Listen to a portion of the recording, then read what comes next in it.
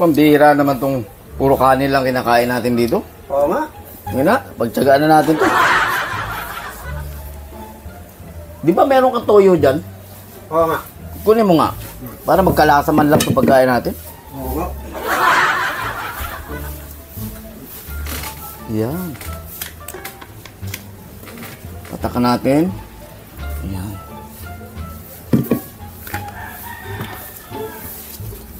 Kain na. Parang kulang ah. May patis ka ba dyan? Oo nga. Kunin mo nga.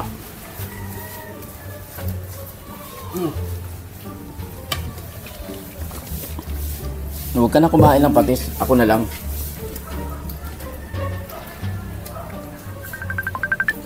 Parang kulang ah. Oo nga. May tumatawag. Sino kaya to? Uy! Ikaw pala ka. Uy! Ikaw pala ka, Manoy. Hello, Kabalong. Kamusta ka? Ay, ito. Seaman ako ngayon. Seaman ka na pala. Ano seaman? Mandaragat, mangingisda. Kaya naman pala bigla mo kaming iniwan dito. Hinahanap ka namin.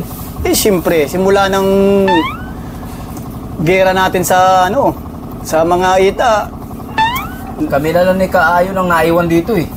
Makain kami. Wala nga kaming kaulam-ulam. Oh. Walang ulam. Ito ba yan? Di ba magdaragat ka?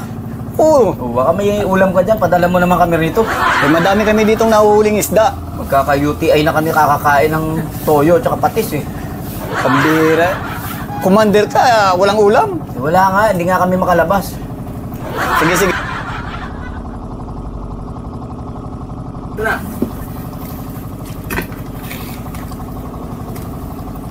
Oh, ito na. Oh. Sariwang-sariwa oh. Oh. Sariwang-sariwa yan ah. Pakiluto mo nga Kaayon. Oo nga. Ay, humihinga-hinga pa yung yung hasang. Para may ulam man lang tayo dito. Oo nga.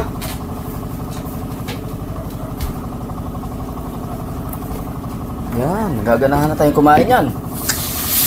Yun. Huwag mo nang hugas-hugasan yan. Diretso mo agad.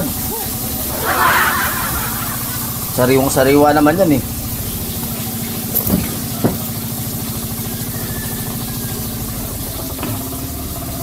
Katikim din ang ulam sa wakas. Sawa-sawa na talaga ako sa sawin. Oo nga pala.